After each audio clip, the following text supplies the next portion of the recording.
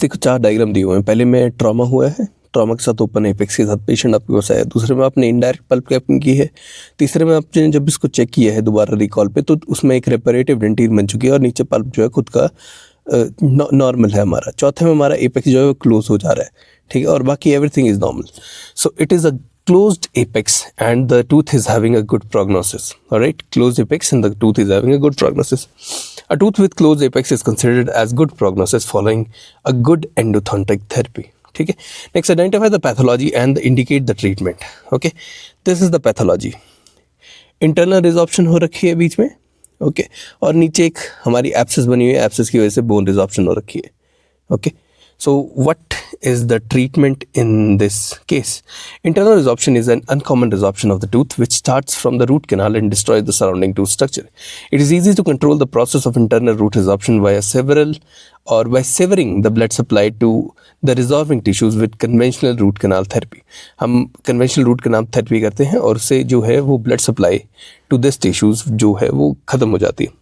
Okay, so answer will be internal root resorption and placement of calcium hydroxide medicament. That will be the answer in this case. Now, which device is shown below? ये कौन सा device है? इसमें आपको एक reading दिखा रखी है, ठीक है.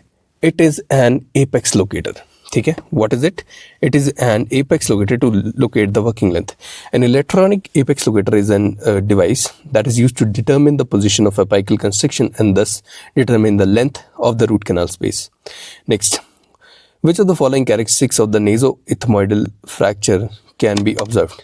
यहाँ पे इस फ्रैक्चर के अंदर आप nasoethmoidal फ्रैक्चर का कौन सी चीज़ जो है वो ऑब्जर्व कर पा रहे हो? इसमें आप ऑब्जर्व कर पा रहे हो there is widening of the interpupillary distance. ठीक है, 4 ऑप्शन दिए, आप तो उनसे रिलेट कर सकते हो. There is increase in the width of the dorsum of the nose. Dorsum of the nose की विड्थ इंक्रीज कर गई है. तीसरा, there is a rounding of medial palpebral tissue. Medial palpebral tissue या फिर मीडियल पैल्पेब्रल फिशर जो है उसकी राउंडिंग हो गई है. ठीक है. Naso orbito ethmoidal fractures are common injuries found after high velocity blunt trauma and naso orbito ethmoidal fractures centres on the frontal process of the maxilla and can also involve the ethmoid bone, lacrimal bone, nasal bone and frontal bone. Okay. The maxillary segment includes inferior 2/3 of the medial orbital rim and the lacrimal crest in the naso-orbitoethmoidal fractures. Next एक बहुत ही ज़्यादा disturbing सी image है. ये आपको fracture के साथ patient आया हुआ है.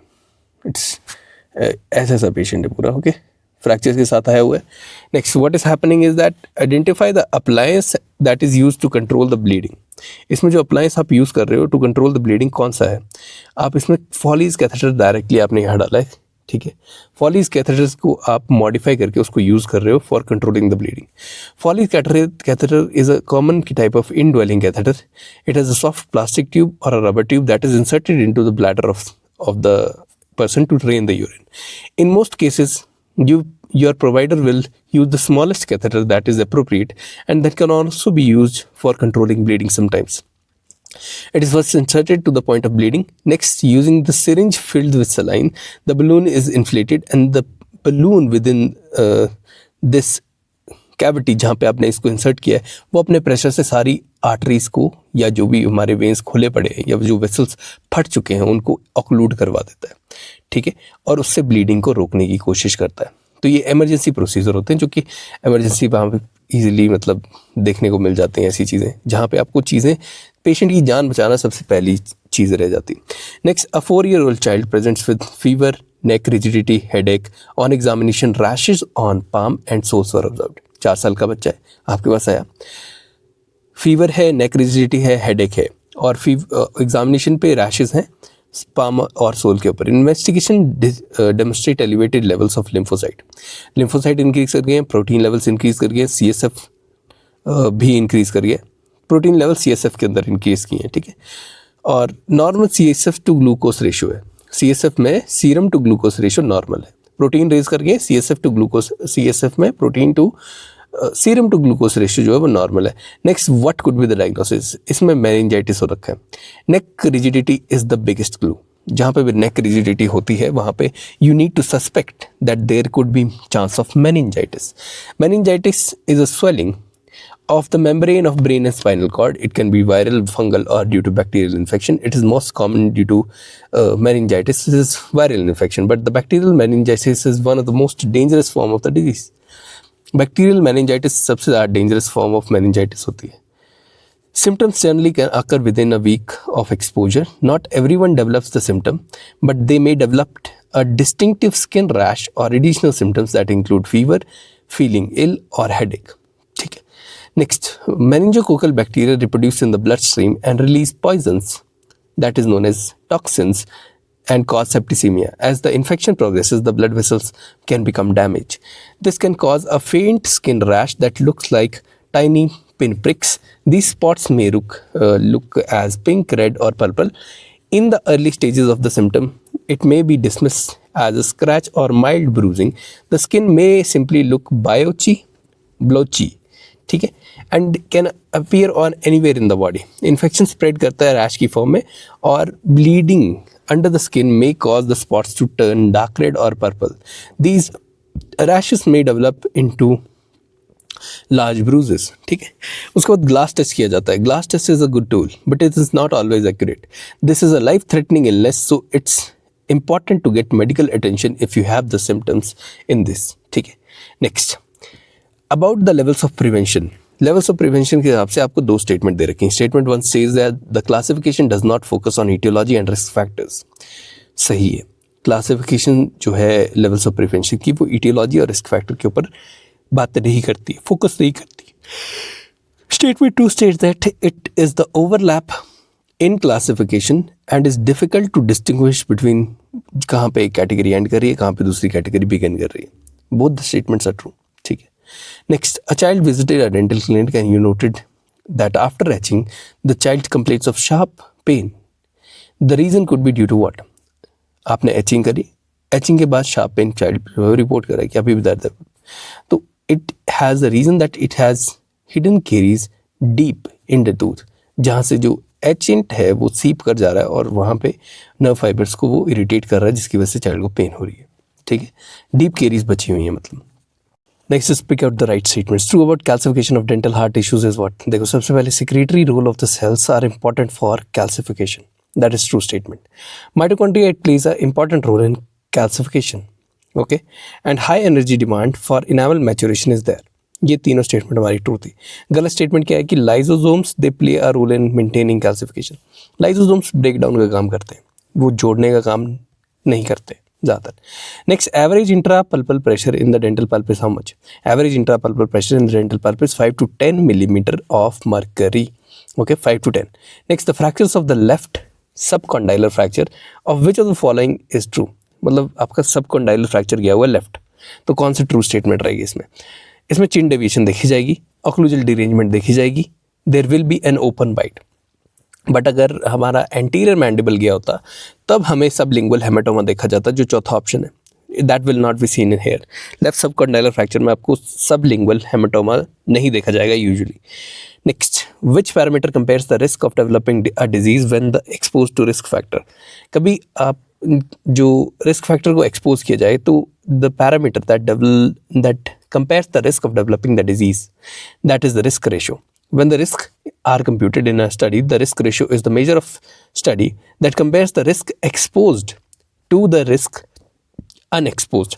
The risk ratio is defined as the risk in the exposed cohort, the index group, divided by the risk in unexposed cohort, the reference group. The risk ratio may vary from 0 to infinity. Okay. Next, what is the disadvantage of case control study. Case control study का सबसे बड़ा disadvantage क्या रहता है हमारे पास. It does not measure the incidence. Case control study incidence को measure नहीं करता है. Okay. Next, a patient reported with implant placed in the region of 4-6. ठीक है. Bleeding on probing was present on brushing and 4 millimeter of probing depth was there around the implant. There is no radiographic bone loss. अगर radiographic bone loss नहीं हुआ है, what would be the diagnosis. This is peri implant mucositis. It is defined as an inflammatory lesion limited only to the surrounding mucosa of the implant in the absence of loss of supporting bone or continual marginal bone loss, where the peri-implantitis is an inflammatory lesion of the mucosa that affects the supporting bone with loss of osteo integration. अगर peri इम्प्लांटाइटिस हुआ है तो वहाँ पे loss of integration भी जाएगा, ठीक है। There will be inflame mucosa plus loss of integration will also be there. But अगर पेरी इम्प्लांट म्यूकोसाइटिस है तो ब्लीडिंग ऑन प्रोबिंग होगा, 4 मिलीमीटर का प्रोबिंग डेप्थ हो सकता है, और जब ब्रशिंग कर रहा है तब भी उसको ब्लीडिंग हो सकता है। Next, which is the black fungus among the given options? Black fungus का दूसरा नाम होता है mucormycosis, mucormycosis, okay. Now black fungus, also known as mucormycosis, is a rare but dangerous infection. Black fungus is caused by getting in contact between the fungal spores in the environment and can also form in the skin after the fungus enters through a cut, scrape, burn or any type of skin trauma. किसी भी skin trauma के through अगर आपकी fungus जो है वो body के अंदर एंटर कर जा रही है तो ब्लैक फंगस का जो इन्फेक्शन है वो अकर कर जाता है।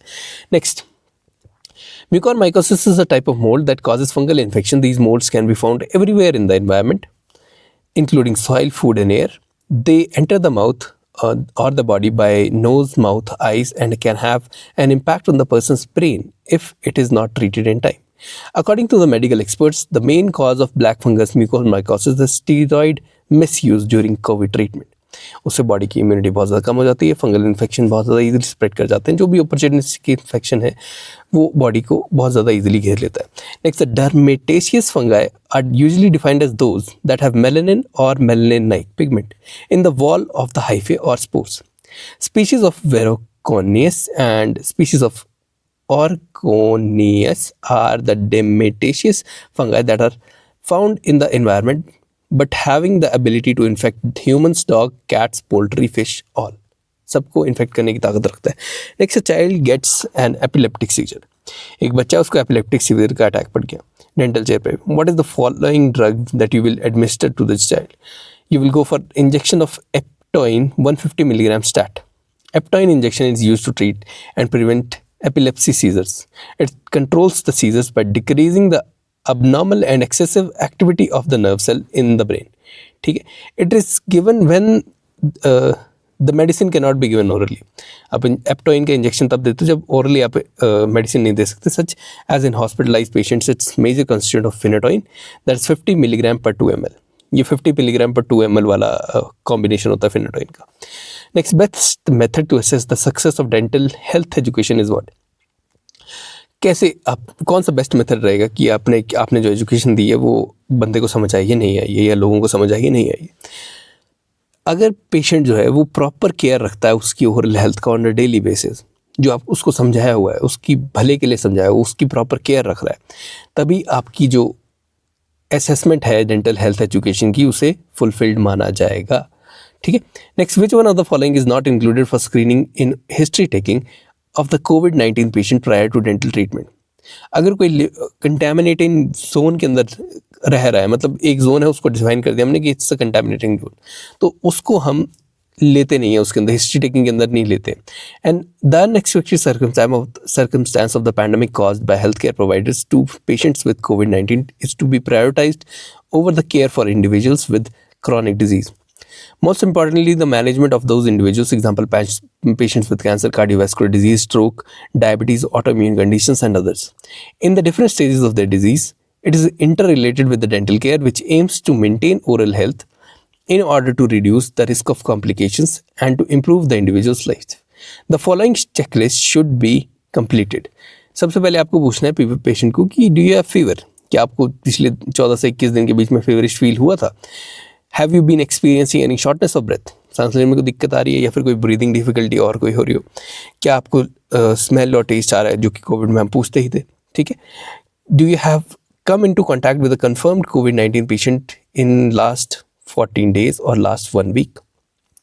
Have you ever traveled to any regions that are affected by COVID-19 for the past 14 days? ये सारी चीज़ें आपको पूछनी है, मतलब एक लिस्ट में आपको पूछनी है, एक सीक्वेंस में आपको ये चीज़ें पूछनी होती है। Next, due to tobacco smoking non keratinized epithelium was reversibly converted into keratinized epithelium. Tobacco chew करता है और स्मोक भी करता है, इससे नॉन केराटिनाइज्ड एपिथेलियम जो है वो केराटिनाइज्ड एपिथेलियम में कन्वर्ट हो चुका है रिवर्सिबली, मतलब अभी छोड़ेगा तो वो केराटिनाइज से वापस नॉन केराटिनाइज में जा सकता है। This is what it is squamous metaplasia. Squamous metaplasia it is a benign non cancerous change, non cancerous change है, बेनाइन चेंज है, जो कि एक मेटाप्लेजिया जिसको आप कहेंगे of the surface lining that is epithelium to a squamous morphology. Squamous metaplasia is the replacement of epithelium by stratified squamous epithelium. Squamous metaplasia क्या होता है कि it's a replacement of epithelium by stratified squamous epithelium through a process of sub columnar reserve cell proliferation and cell differentiation. Okay, next multiple options आप select कर सकते हो. Primary response in type 1 hypersensitivity reaction, what will be the answers? There will be release of histamine from the mast cells. There will be mast cell activation. अगर mast cell release हो रहा है तो वो activate भी तो होगा ही होगा, तभी काम करेगा अपना, ठीक है. And there will be release of leukotrienes and prostaglandins. लेकिन यहाँ पे न्यूट्रोफिल की एक्टिवेशन नहीं होती है, ठीक है. जब टाइप 1 हाइपरसेंसिटिविटी रिएक्शन होता है तो neutrophil activation is not preferred.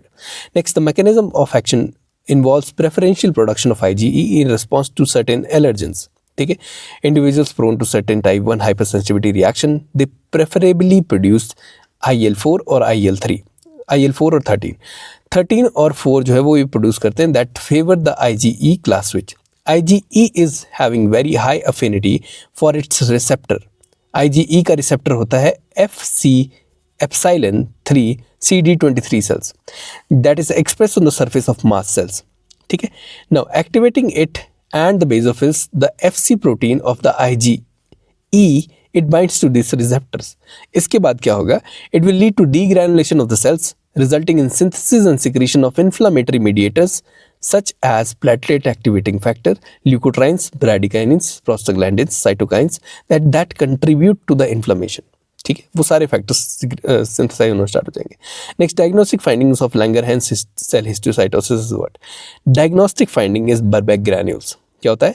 बर्बैक granules होते हैं diagnostic finding of Langerhans cells histiocytosis. Next, granular leukocytes are what? Granular leukocytes हमारे पास इओसिनोफ हो गए, eosinophil, basophil and neutrophil. NBE granulocytes जो होते हैं NBE होते हैं, that is neutrophil, eosinophil, basophil. इसमें सबसे ज़्यादा न्यूट्रोफिल्स हो गए, फिर उसके बाद आते हैं इओसिनोफिल्स और सबसे कम होते हैं बेसोफिल्स. ए ग्रैनुलोसाइट्स में कौन होते हैं? लिम्फोसाइट्स और मोनोसाइट्स, दो ही होते हैं अपने पास. Next, there is a performance measurement for the classification problems at threshold setting. Performance measurement कर रहे हो आप क्लासिफिकेशन प्रॉब्लम को एट थ्रेशोल्ड सेटिंग, तो आप कौन सा कर्व जो है वो यूज़ करोगे?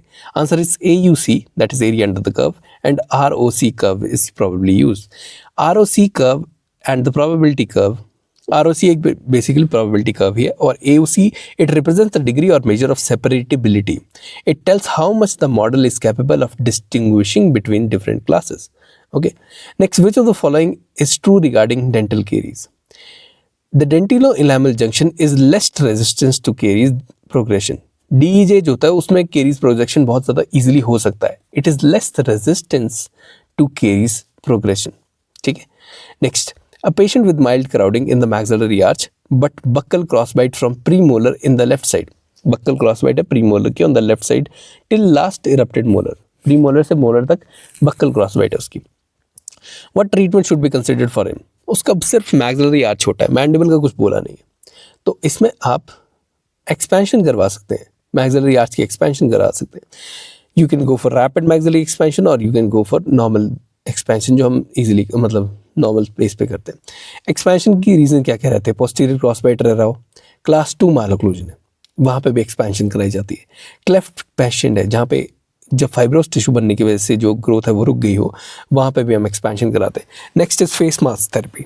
ठीक है, फेस मास्क थेरेपी यूज़ की जाती है इन पेशेंट में जहाँ पे रैपिड मैक्सिलरी एक्सपेंशन रिक्वायर्ड होता है. नेक्स्ट इज मेडिकल इंडिकेशन जैसे कि nasal stenosis, septal deformities, recurrent ear and nasal infections and allergic rhinitis. इन सब में आप रैपिड मैक्सिलरी एक्सपेंशन जो है वो करवा सकते हैं. Next, acute suppurative parotitis is most commonly seen in what? Acute suppurative parotitis is most commonly seen in infants. Okay, most commonly seen in infants या फिर बच्चों में, चिल्ड्रन में देखी जाती है. It is characterised by parotid gland swelling and pus drainage from the Stensen duct. Its prevalence in early infancy was reported to be as 3.8 to 14/10,000. 3.8 से 14 बच्चे 10,000 बच्चों में से वो इन्फेक्टेड होते थे. ठीक है. Next, which one the following is most common complication of mumps? Mumps की सबसे ज़्यादा कॉमन कॉम्प्लिकेशन जो होती है दैट इज ऑर्काइटिस. ऑर्काइटिस का मतलब होता है इन्फ्लामेशन ऑफ टेस्टिस. ठीक है. Inflammation of testis is seen in 25 to 40% of the patients with mumps. 7 to 10 days after parotitis with high grade fever, unilateral or 75% orchitis cases, most common extra salivary gland manifestation in adults is seen. Epididymis affect होता है, pancreatitis affect होती है, mild form of meningitis affect होती है, thyroiditis, neuritis, hepatitis, ovaries तक affect हो सकती हैं mumps के cases में. oophoritis 5% अडल्ट वुमेन के अंदर देखा जाता है. स्पॉन्टेनियस अबॉर्शन जो है वो 25% प्रेगनेंसी के केसेस में देखा जाता है if the patient gets mumps. Hearing loss हो सकता है, पॉली आर्थराइटिस हो सकती है, एंसेफेलाइटिस हो सकती है, and cerebral ataxia could be rare complications of mumps. Next, endodontic treatment should be initiated at how many days in case of inflammatory root resorption. Inflammatory root resorption है तो दो तरह की हो सकती है. अगर एक्सटर्नल है तो आप जितना जल्दी आप कर दोगे 7 दिन के अंदर वो बेटर रहेगा. लेकिन अगर आपका सॉकेट फूला हुआ है, सॉकेट इन्फ्लेम्ड है, ठीक है, तो आप एकदम से नहीं करते, पहले आप सॉकेट को बिठाते हो. ठीक है, सॉकेट को पहले आप डी इन्फ्लेम करोगे, मतलब सॉकेट नॉर्मल कंडीशन में लेके आओगे 7 दिन के अंदर. लेकिन 7 दिन के अंदर you will go for endodontic treatment. Endodontics should be initiated after 7 to 10 days of inflammatory root resorption. इन्होंने ये नहीं बोला इंटरनल कौन सी और एक्सटर्नल कौन सी है. ठीक है, एक्सटर्नल है तो इमीडिएट चलता है, इंटरनल है तो भी अगर ये सराउंडिंग सॉकेट पे डिपेंड करता है, but it will be done within 7 to 10 days. Alright. Next, match the diagnostic test given in column A with the indications in column B. FNAC कहाँ करोगे आप? FNAC in pleomorphic adenoma. Implant के लिए क्या चीज़ ज़रूरी होती है? Implant के लिए आपका CT स्कैन ज़रूरी होता है. इम्प्लांट के लिए CT स्कैन इज ज़रूरी. It could be CBCT but it is CT. ठीक है. पेट स्कैन कहाँ ज़रूरी होता है? PET scan is use in for detection of metastasis. PET scan for metastasis. Next, lower lip minus salivary gland biopsy कहाँ करोगे? Sjogren syndrome में. Lower lip minus salivary gland biopsy will be done in the Sjogren syndrome. ठीक है. Next, key role pattern in enamel is due to what? की whole pattern, sorry, की whole pattern है, key role pattern नहीं है. की whole pattern in enamel it is due to arrangement of the Tomes processes. Tomes processes जो होती है उसमें ऐसा एक की होल पैटर्न जो है वो बन चुका होता है. ठीक है, यहाँ पे ऊपर से देखो एक की इधर आ रहा है और नीचे एक होल है या फिर एक जगह है जहाँ पे ये चीज़ जो है फिक्सेट हो रही है. Alright, this is a key whole pattern जिसमें रॉड, इंटर रॉड स्ट्रक्चर, फिर रॉड आ रहा है, फिर इंटर रॉड स्ट्रक्चर, फिर रॉड आ रहा है. The cross section of the key hole arrangement of the enamel prisms with heads pointing occlusally and the tails pointing cervically. जो हेड होता है वो पॉइंट करता है ऑक्लूजली और जो टेल होती है that is pointing cervically. Alright. Head of each rod is made up of 1 ameloblast and tail is made up of 3 ameloblast. Head जो होता है एक रॉड का वो एक अमीलोब्लास्ट से बना होता है और जो टेल होती है वो 3 अमीलोब्लास्ट से बनी होती है यूजुअली. ठीक है. अमीलोजेनेसिस होती है हमारी process of enamel formation. Terms process होते हैं. After the formation of DEM the ameloblast will move away from the dentine and develop into a TP. TP will secrete the granules perpendicular to the membrane of TP. ठीक है. Now the direction is responsible for appearance of enamel prismatic and interprismatic substances. Next, which of the following are majorly responsible for sensing major pressure changes in PDL? Major pressure changes को sense करने के लिए large myelinated sensory nerve fibers entering the PDL from adjacent alveolar bone they are necessary. Large myelinated sensory nerve fibers entering the PDL from adjacent alveolar bone spaces. The periodontal ligament is abundantly supplied with sensory nerve fibers that are capable of carrying the tactile sensation. जैसे कि pen हो गया, pressure हो गया. Via the trigeminal pathways, nerve bundles pass into the periodontal ligament from the periapical area and through the channels from the alveolar bone that follow the course of the blood vessels. ठीक है. Option B और C जो है, C fibres entering from the pulp and by the foramen and free nerve endings, ये जो है वो pen की सेंसेशन को कैरी करती हैं. ठीक है. ऑप्शन ए जैसे कि myelinated nerve fibres entering from the pulp by dentinal tubules, वो तो सीधा ही गलत ऑप्शन है. ठीक है. And pain is carried by small diameter nerves where the pressure changes is carried by large myelinated nerves. Pain जो है हमेशा स्मॉल डायमीटर नर्व्स कैरी करती हैं और प्रेशर जो है वो लार्ज माइलिनेटेड नर्व्स कैरी करती हैं. ठीक है.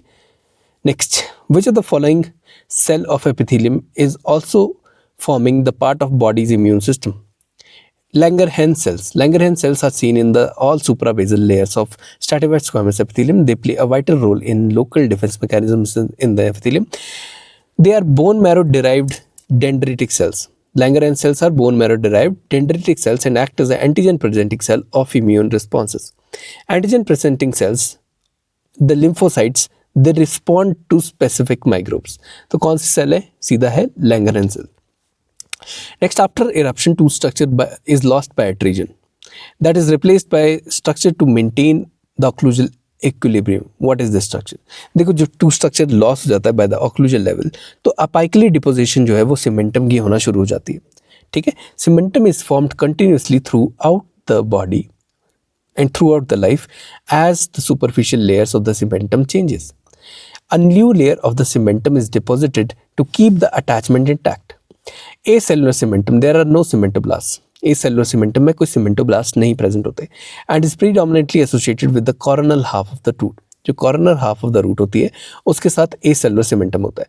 Cellular cementum is more frequently associated with the apical half of the root. जो apex के पास root है उसमें cellular cementum ज़्यादातर associated होता है. The cementum on the root end surrounds the apical foramen and may extend slightly into the inner wall of the pulp canal. The cemental thickness may increase on the root end or may compensate for atresional wear of the occlusal or incisal surface and passive eruption of the teeth. ठीक है, passive eruption के लिए आपका apical deposition of cementum जो है वो जरूरी रहता है. Next, most common vascular and innervated part of TMJ is what? Most common vascular and innervated part of the TMJ is retrodiscal tissue. Retrodiscal tissue, अगर हम sagittal image देखें slice की तो it is a biconcave disc and appears as a bow tie. देखो ऐसी सी दिखाई देती है, बाइकनकेव डिस्क होती है, बो टाई की तरह दिखाई देती है. ठीक है, बो शेप की तरह दिखाई देती है. 4 जोन्स होती है इसमें. ए वैस्कुलर जोन होती है जिसमें कोई नर्व सप्लाई नहीं होगी. फिर उसके बाद anterior band, immediate intermediate band और पोस्टीरियर बैंड. ठीक है, बायलैमिनार या रेट्रोडिस्कल टिश्यू जो होता है वो रिच एंड ब्लड सप्लाई होता है. ठीक है, और नर्व्स भी इसमें रिच होती हैं बिल्कुल. Next, all of the following are true about statements of saliva except what? देखो, saliva maintains the oral cavity at the neutral pH of 7 between the meals. पहली चीज, it has an antiseptic action in the mouth. दूसरी चीज, it helps in swallowing. Third thing, ठीक है, लेकिन saliva के अंदर प्रोटीएज नहीं होती, ये गलत स्टेटमेंट है. ठीक है, इट प्रोटीएज नहीं होती सलाइवा के अंदर. ठीक है, it is having water, electrolyte, water सबसे ज़्यादा होगा, इलेक्ट्रोलाइट 0.5% होते हैं, pH is 7. Salivary proteins are amylase, mucous and lysozyme. Amylase होता है, म्यूकस होता है, लाइजोजाइम्स होते हैं. Saliva contains 2 major type of protein secretions. What is serous secretion, second is mucous secretion. Serous secretion contains alpha amylase, ptyalin enzyme for digesting starch. Alpha amylase होगा, ptyalin enzyme होगी for digesting starch. Mucous secretion जो होती है that contains mucin for protection and lubrication. ठीक है, mucus for protection and lubrication. 4 तरह के काम होते हैं सलाइवा के, डाइजेस्टिव, प्रोटेक्टिव, स्पीच, एक्सक्रीशन वगैरह वगैरह, और उसके अलावा ग्रूमिंग या फिर थर्मो रेगुलेशन जो भी करना है इसने. ठीक है, ऑल फैक्टरी सिग्नल भी सलाइवा भेजता है. Next is a statement and assertion and statement question. Statement 1 कहता है कि टंग begins to develop at 4 weeks of intrauterine life. बिल्कुल सही स्टेटमेंट है. 4 हफ्ते ऑफ इंट्रायूटराइन लाइफ पर टंग जो है वो डेवलप करना शुरू कर जाती है. Second statement is tongue develops from unilateral lingual swelling of the branchial arch. तो ये गलत स्टेटमेंट होगी. Tongue does not develop from the unilateral lingual swelling of the first branchial arch. Okay. Next, acceptable T cell count in an HIV positive patient for performing dental surgery should be how much? वो 200 cells per millimeter cube होने चाहिए. ठीक है, तभी हम dental surgery करेंगे. Next, platelet function test is best assessed by what? Platelet function test it is best assessed by clot retraction time. Next, which of the following point can be precisely traced on a lateral cephalogram? Precisely lateral ceph पे आप नेजियन को easily trace कर सकते हो, नेजियन. Next, according to AAPD 2020 guidelines, the recommended material for pulpotomy is what? It is MTA. Okay, MTA is the recommended material for pulpotomy.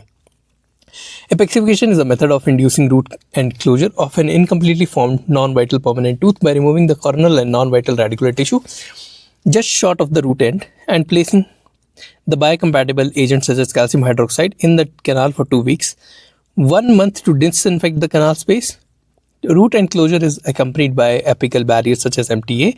In instances where the complete closure cannot be accomplished by MTA, an absorbable collagen wound dressing is done.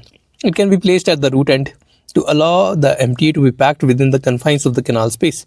Indications are this procedure is indicated for non-vital permanent teeth with incompletely formed roots. Regenerative endodontics में इसको use किया जाता है इसके अलावा. Next, which of the following can be used for cleaning oval canals? Oval canal को clean करने के लिए we use H files. H file as per Cohen, wide oval canals can be instrumented with the help of H files as well as with the rotatory instruments. ठीक है, जो भी आपको ठीक लग रहा है उससे. If given option, SAF self adjusting file is better answer. अगर SAF self adjusting file option में दिया हुआ तो it's a better answer. Next. Coronal flaring serves all of the following purposes except what?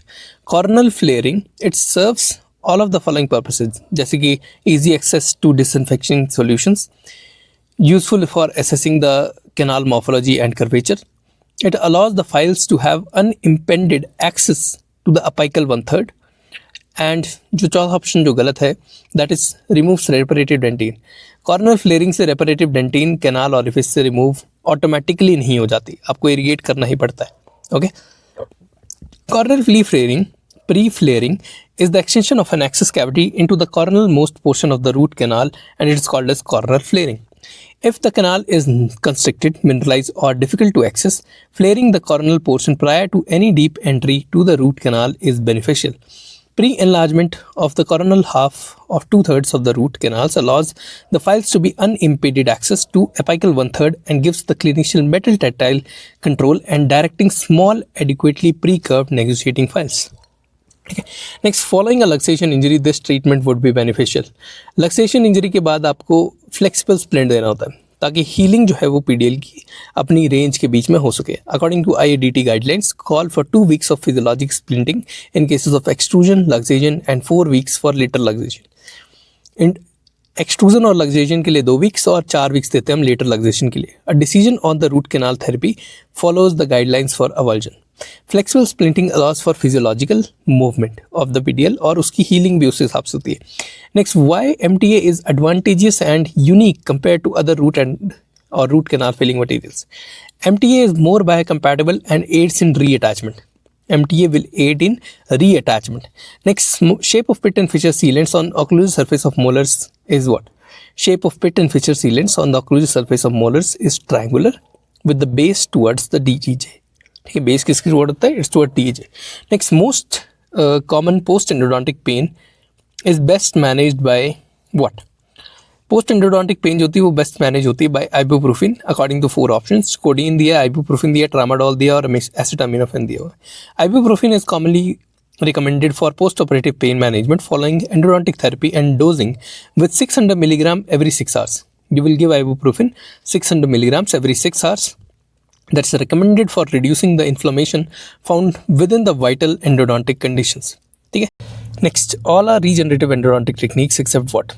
4 options है: apexogenesis, pulpal stem therapy, pulp implantation and revascularization via blood clot. इसमें से apexogenesis इसने टिक किया हुआ है. Regenerative endodontics was first developed for immature necrotic permanent teeth. Prior to regenerative treatment, apexification procedures on the immature necrotic permanent teeth were performed with either the use of calcium hydroxide or with the use of MTA. Unlike regenerative therapy, these procedures results in closing the apex but did not help develop the root or thicken the canal walls. ठीक है, अगर हम directly एपेक्सिफिकेशन कर देते तो root develop नहीं होती और थिकन नहीं होती कैनाल की वॉल्स. ठीक है. Now, regenerative endodontics has subsequently been used for necrotic mature permanent teeth, vital mature permanent teeth, and teeth with root resorption. ठीक है, and it is used for retreatment of gatta barcha and sealer obturated teeth present with persistent apical periodontitis. Although the basic regenerative endodontic clinical technique is similar when being performed on immature, mature और necrotic और vital permanent teeth, there are some clinical variations जिसकी वजह से हम बाकी options को choose कर रहे हैं, इसको नहीं कर रहे. ठीक है. Apexogenesis is not being considered as a regenerative endodontic technique here. Pulpal stem therapy मान रहे हैं, पल्प इम्प्लांटेशन मान रहे हैं, रीवेस्कुलराइजेशन वाया ब्लड क्लॉट इसको भी मान रहे हैं option. Next, during revascularisation procedure being carried out, MTA plug should be placed at what? देखो अगर हम revascularization procedure करवा रहे हैं तो MTA plug should be placed 3 mm shorter than the working length. It should be placed 3 mm shorter than the working length. As per as the guidelines, once the blood clot is formed, MTA of the dimension of around 3 mm from the CAJ is placed for revascularization. Next, a patient underwent tooth extraction. The bleeding does not stop after 4 to 6 hours. The reason behind this could be what? देखो 4 से 6 घंटे मतलब अभी कम ही time हुआ है दांत को निकाले हुए, तो ब्लीडिंग क्यों स्टॉप नहीं कर रही हो रही? देखो यहाँ पे क्लॉट जो है डिसलॉज हो चुका होगा, पेशेंट ने कुछ चीज़ हरकत करी होगी, क्लॉट डिसलॉज हो चुका होगा. क्लॉट डिसलॉजमेंट और any hindrance in the normal complement coagulation pathway both can be responsible for profuse bleeding. Next, which of the following is not a systemic cause for delayed eruption of teeth? Segmental odontomaxillary dysplasia is not a systemic cause. Segmental odontomaxillary dysplasia systemic cause नहीं है. Ichthyosis is a systemic cause. Rickets is a systemic cause. Hypopituitarism is a systemic cause. ठीक है. A list of conditions in which there is delayed eruption that is seen is cleidoclear dysplasia, Turner syndrome, Gardner syndrome, Down syndrome, Apert syndrome, ectodermal dysplasia, vitamin D resistant rickets, D. Lange's syndrome, mucopolysaccharidosis, endocrine disorders, hypothyroidism, hypopituitarism, hypoparathyroidism, epidermolysis bullosa, premature or low birth weight, ichthyosis, ICHTHYOSIS, cherubism, फिर आता है pycnodysostiosis, फिर आता है drug induced gingival overgrowth, फिर आता है hereditary gingival fibromatosis, then gross nutritional deficiency and then hyperimmunoglobulin E syndrome. इन सभी के अंदर जो है वो दांत जो है वो delayed eruption देखी जाती है. ठीक है. Next, which of the following is best method for parental education to decrease the incidence of caries in children? आपको चेयर साइड काउंसलिंग भी करनी है बच्चे की, और पेरेंट भी साइड में बैठा होता है क्योंकि कभी कभार बच्चे नहीं मान रहे होते हैं. सो उससे दोनों का थोड़ा काउंसिल हो जाता है. That is the best method to decrease the incidence of caries in children. अगर आप ऐसे क्लासेस वगैरह लेके बताएंगे तो वो सुनेंगे नहीं. चेयर साइड जब उसको खुद दिक्कत आई हुई है तब आप अगर उसकी काउंसलिंग करेंगे तो it will be the best method that he और she will remember. Next, all are proven to increase the caries progression in children except what? देखो, frequent consumption of sweetened foods will increase, poor oral hygiene will increase caries incidence. 2022, breastfeeding for 1 or more than 1 year, breastfeeding से फर्क नहीं पड़ता. It is not proven that breastfeeding for more than a year causes caries, but children who are breastfed at night, breastfeeding from 18 months onwards, जिसके मतलब दांत आने के बाद, is considered as a risk factor for ECC because babies breastfed frequently without waking his or their mother. Thus, the mother is unable to carry out oral cleaning after feedings, thereby allowing the development of a carious lesion. मतलब खतरा रहता है. Next, child suffering from juvenile diabetes also has a history of thyroid insufficiency. Juvenile diabetes है, thyroid insufficiency भी है. After extraction, the child complains of continuous bleeding. What should be done? तो आप pressure pack देंगे with Stiptix. Okay. Profound hypothyroidism has been linked to mild bleeding diathesis such as easy bruising and menorrhagia. Bleeding tendency depends upon the severity of hypothyroidism. Those with moderate disease are prone to thrombotic events, while those with profound hypothyroidism are prone to bleeding. अगर किसी में moderate hypothyroidism है तो उसमें thrombotic events बनना शुरू हो जाते हैं, कहीं कहीं पे थ्रोम्बस बनना शुरू हो जाएंगे बॉडी के अंदर. लेकिन अगर बहुत ज़्यादा एक्सटेंसिव हाइपोथायरॉयडिज्म है तो वो बहुत ज़्यादा ब्लीड करने की टेंडेंसी रखता है. Maximum acceptable levels of blood glucose for removal of teeth in diabetes are 180 milligram per decilitre before meal. Maximum acceptable glucose levels 180 milligram per decilitre से नीचे होने चाहिए, and 234 milligram per decilitre 2 hour after meal, उससे नीचे होना चाहिए. ठीक है. High blood glucose levels reduce the secretion of nitric oxide, that is a powerful vasodilator in the body that leads to poor circulation and slow healing socket. A styptic, also spelled as a styptic, is a specified anti-hemorrhagic agent that works by contracting the tissue in the sealed area of the blood vessel. It is usually used in children with diabetes and thyroid insufficiency suffering from bleeding after extraction. ठीक है. Next, a 2-year-old generally keep the food in his mouth in vestibule for longer times and takes longer time for swallowing. What could be the reason for this? इसमें floor of the mouth and tongue and buccal mucosa muscles are not in harmony. अगर बच्चा ऐसी आदत रख रहा है कि वो खाना खा रहा है और उसका वेस्टिब्यूल में खाना रह जा रहा है, ठीक है, और वो मतलब एक हिसाब से स्टोर करके रख रहा है वहाँ पे और धीरे धीरे स्वैलो करने की कोशिश कर रहा है, धीरे धीरे स्वैलो करने की कोशिश कर रहा है, तो उसका मतलब ये है कि ये सारे muscles floor of the mouth, tongue और बक्कल म्यूकोजा ये हार्मनी में नहीं है।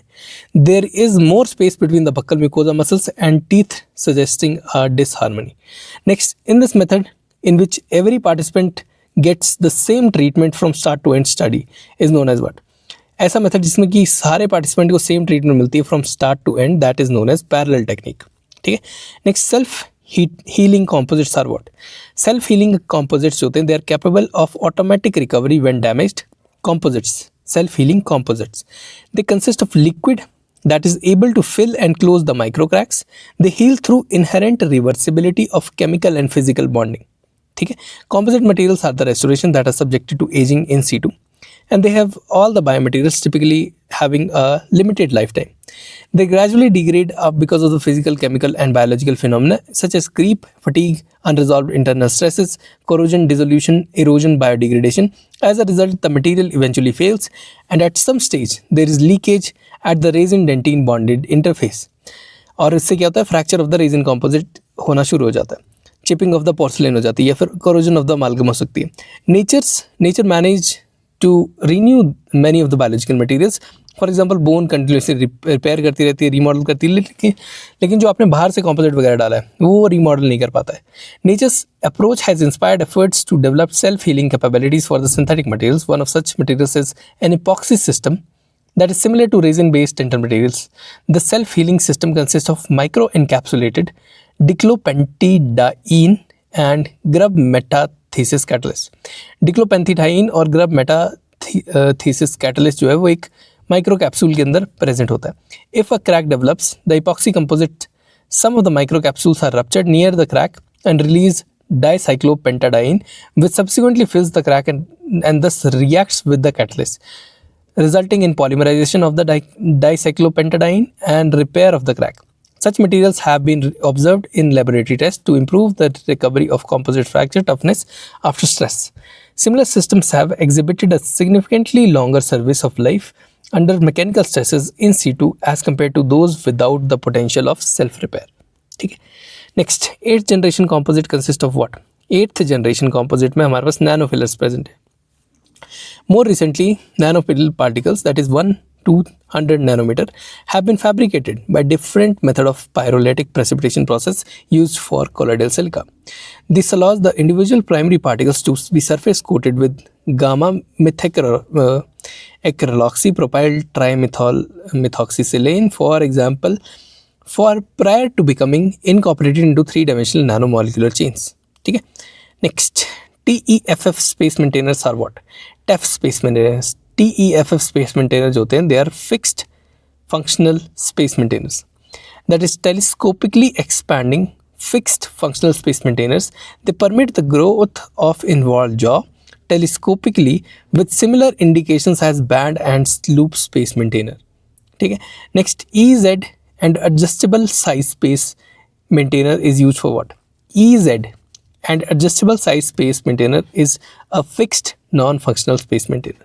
ठीक है, EZ fixed जो मतलब अभी हमने बात की वो ऐसा सा दिखता है कुछ, ठीक है, ऐसा, इसमें एक बैंड होगा और आगे जाके ये ऐसे करके रोक लगी होगी, ठीक है, that is EZ space maintainer.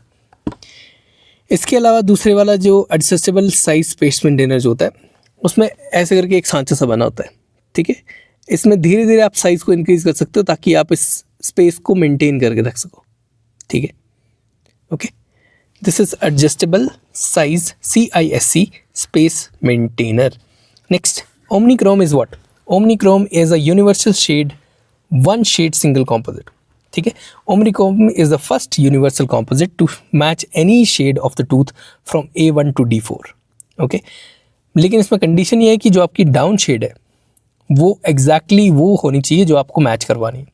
Next, universal adhesive resins is what? Universal adhesive resin जो होती है that is hydrophilic adhesive with MDP as a functional monomer. Multipurpose universal adhesive resins होती हैं, they have multi modal adhesiveness, ठीक है। Next, resin infiltration technique is what? Infiltration technique is a micro-invasive approach to treatment of white spot lesions. Treatment option of mild to moderate non-pitting type of fluorosis and preventive measure for initial caries progression. Resin infiltration technique is a novel technology that bridges the gap between the preventive and restorative carious lesions. ठीक है, up to the first third of the dentine, that is D1, and can camouflage aesthetically disfiguring white lesions on the buccal surface. Studies have shown that resin infiltration using TechDerma is effective in treating mild to moderate fluorosis and white spot lesions that may be seen in post-orthodontic treatment. ठीक है, next, smart cap technology in pit and fissure sealant is a material that does what? ठीक है, smart cap technology जो होती that is a light cured fluoride releasing sealant, हमारा fluoride releasing sealant है light cured smart cap. It consist of patented semi permeable resin micro capsules. Patented semi permeable resin micro capsule से बना होता है. It has heavily filled PFS with low polymerisation shrinkage. ठीक है, लेकिन ये dual cure नहीं होता, ये सिंपल एक light cure smart cap technology pit and fissure sealant है. ठीक है, next, traffic light matrix system is what? TLM, that is traffic light matrix system, is a caries risk assessment system. Traffic light matrix system is a caries risk assessment system that is used in Australia. TLM system is based upon 19 criteria in 5 different categories, including saliva, plaque, diet, fluoride, and modifying factors, where traffic light convey varying risk levels. Red का मतलब होता है high risk level, yellow का मतलब होता है moderate risk level और green का मतलब होता है low risk level. Next, which of the following system is a recent discovery in diagnosis of dental caries? आजकल एक recent system that is canary system. It's a precise, low-powered, laser-based instrument with the integrated intraoral camera that detects the presence of cracks and caries before they are large enough to appear on the dental X-rays. ठीक है, canary system आपका जब तक जो crack है वो इतना छोटा है कि वो एक्सरे पे नहीं आ रहा है, उसको भी डिटेक्ट करने की ताकत रखता है. Next, when placed on the tooth surface a low powered pulsating laser light is shone onto the tooth during 3-second scan. The pulses of the laser light generate a photothermal image and luminescence response that are detected by the laser pulse frequency at 2 Hz. The laser light can penetrate below the tooth surface and permit the detection of caries lesion as small as 50 microns. ठीक है, caries lesion को detect कर लेता है as small as 50 microns, 20 times smaller than a millimeter. 50 microns क्या होता है? 20 times smaller than a millimeter होता है. ठीक है, and as deep as 5 millimetre from the tooth surface, 5 millimetre deep तक डिटेक्ट कर लेगा और लगभग 50 माइक्रॉन्स तक का ये साइज जो है डिटेक्ट कर लेगा.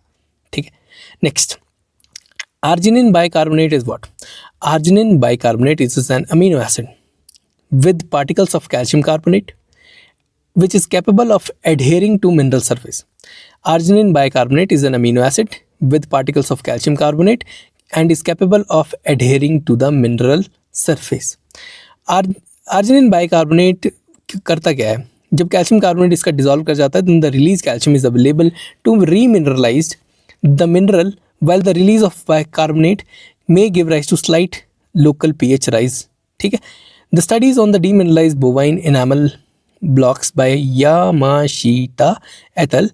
With arginine and fluoride formulations have shown that when used in combination with fluoride, arginine significantly increases the fluoride uptake compared with fluoride alone. ठीक है, मतलब arginine जो है वो fluoride के uptake को भी increase करवा रहा है.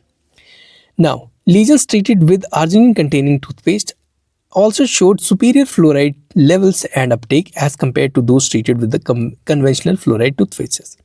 ठीक है, next, a 9-year-old patient presents to you with demarcated defects of enamel. 9-year-old patient है, demarcated defects of enamel है, involving the first permanent molars and associated with incisors as shown in the above picture. What is your diagnosis? ठीक है, ये अपने पास picture दे रखी है. ठीक है, इसमें पूछ रहा है डायग्नोसिस क्या आएगा आपका. ये पिक्चर दे रखी है, इसमें डायग्नोसिस पूछ रहा है क्या आएगा.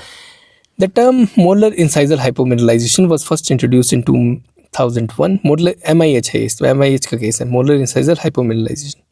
2001 में इंट्रोड्यूस की गई थी. It was defined as hypomineralisation of the systemic origin, presenting as demarcative qualitative defects of enamel of 1 or 4 of the permanent first molars, frequently associated with incisors.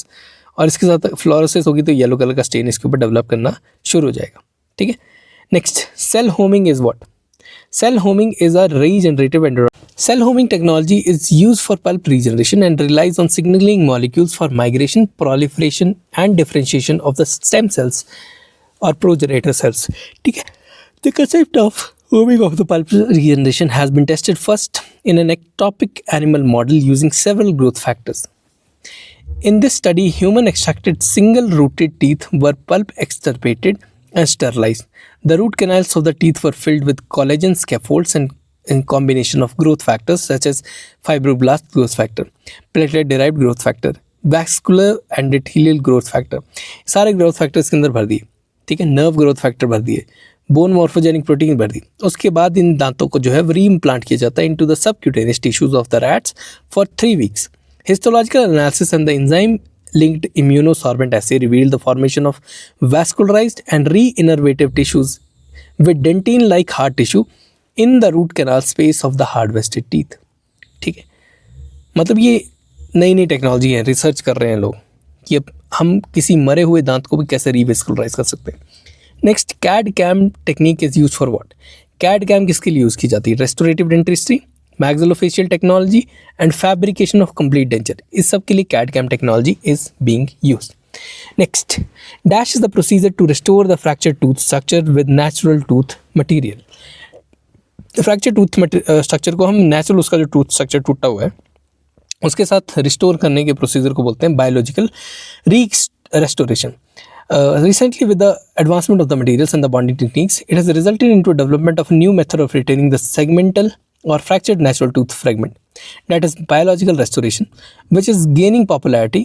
The term biological restoration was introduced by Santos and Bianchi in 1991 for restoration using sterile parts of the extracted human teeth. ठीक है.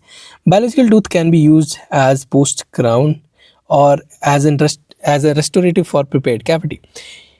To receive a biological crown or only the crown, the prepared tooth structure should have no retentive areas, convergent walls, and protect the cavity floor from calcium hydroxide for vital pulp therapy for natural onlays and inlays. ठीक है. The biological crowns can be either obtained from endogenous sources or autogenous sources, और किसी donor से भी आप ले सकते हो. Before the storage of the donor tooth in the tooth bank, it can be thoroughly cleaned and any soft tissue or periodontal remnants can be removed. कैसे remove करोगे? By keeping it in sonic tank in 6% peroxide solution for 5 cycles and then in Hank's balanced salt solution. ठीक है. Next, shed technique is used for what? Shed is stem cells from human exfoliated deciduous teeth.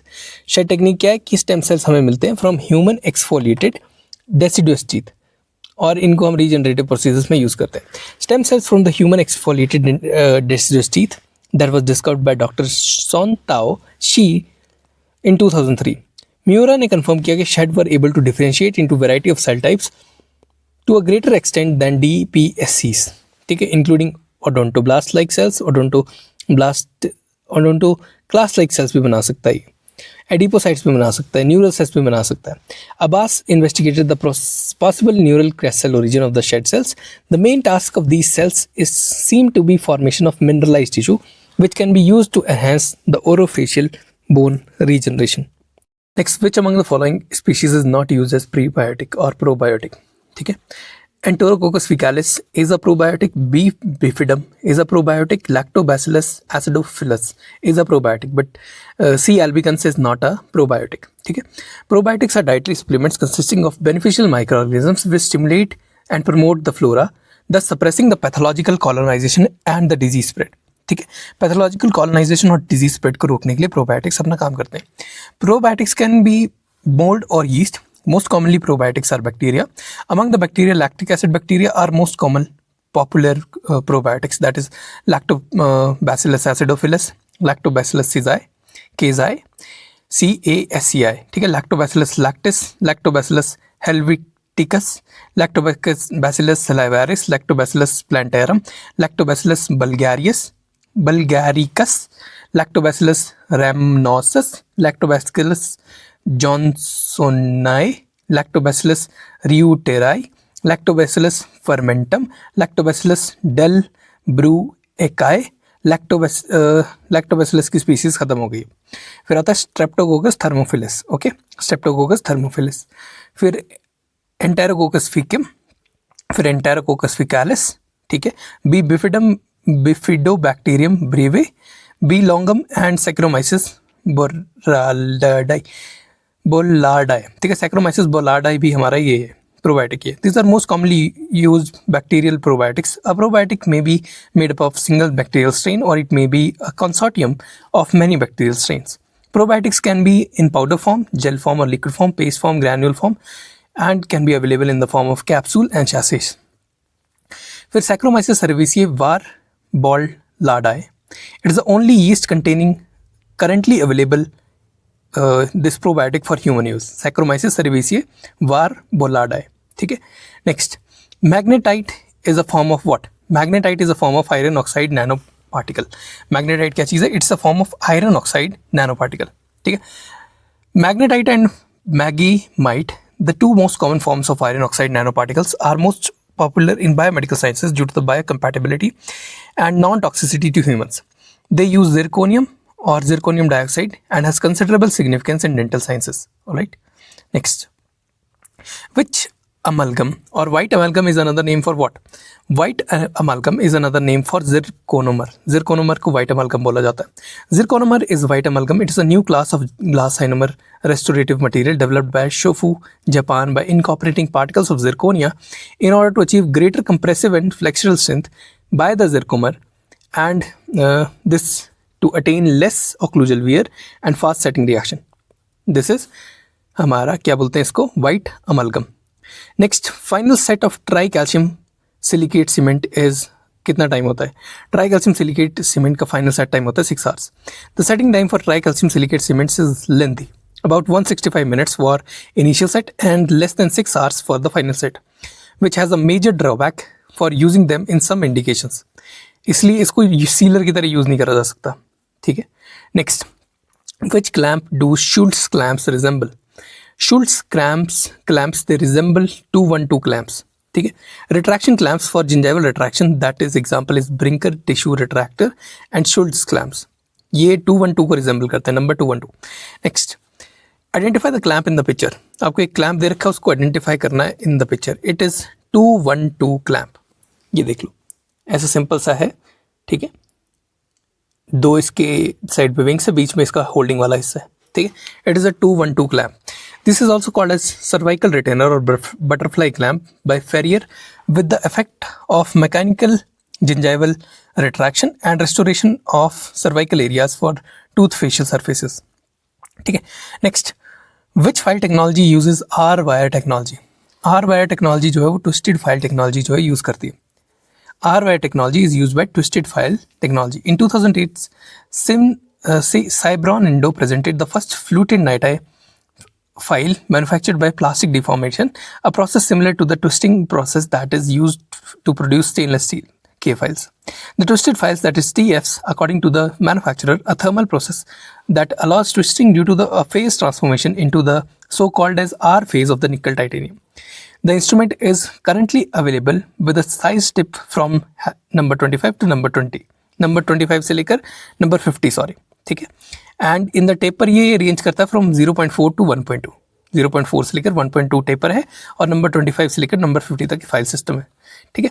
Next, which generation sealers incorporated the concept of self etching primers? Self etching primers आपकी third generation में देखे जाते हैं. Self etching primers will be seen in third generation sealers. ठीक है.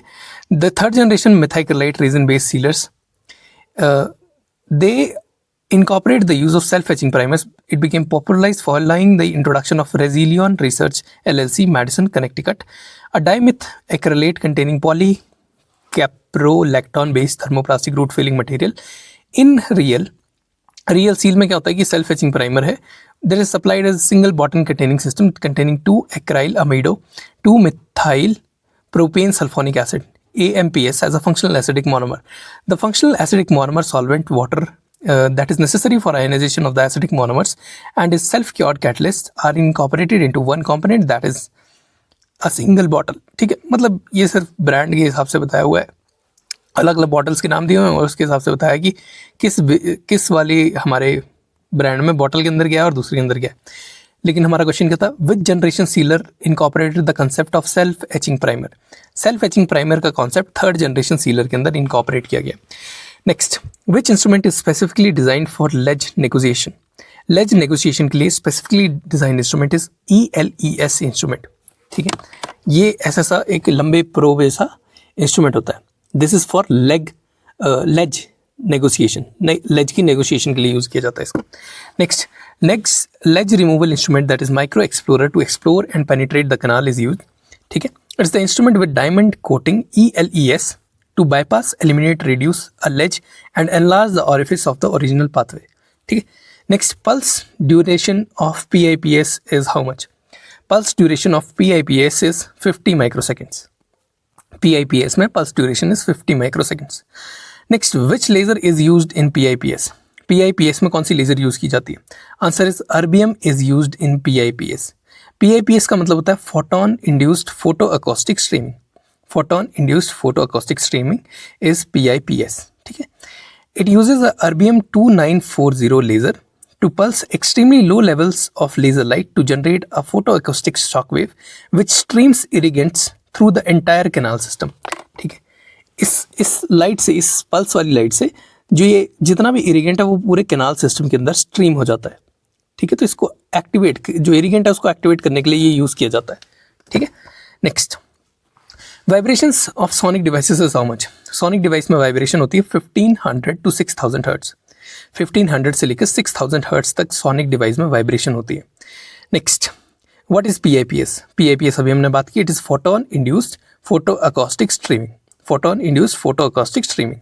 ठीक है, next, what is Sterilox? Sterilox is super oxide water, hypochlorous acid and free chlorine radicals. Super oxide water, hypochlorous acid and free chlorine radicals को हम बोलते हैं Sterilox. Sterilox और super oxide water, also called as electrochemically activated water और oxidative potential water, is effectively saline that has been electrolysed to form super oxide water. Saline को हम electrolysed कर देते हैं तो फॉर्म सुपर ऑक्साइड वाटर। ठीक है, हाइपोक्लोरस एसिड होता है, फ्री क्लोरीन रेडिकल्स होते हैं। It is commercially available as Sterilox. This solution is non toxic to biological tissues yet able to kill micro organisms. ठीक है, non toxic to biological tissues लेकिन still it is able to kill micro organisms. The solution is generated by electrolysing the saline solution. Right, next, what is the tip diameter of Stropko flexi tip needle? Stropko flexi tip needle का diameter होता है 30 gauge.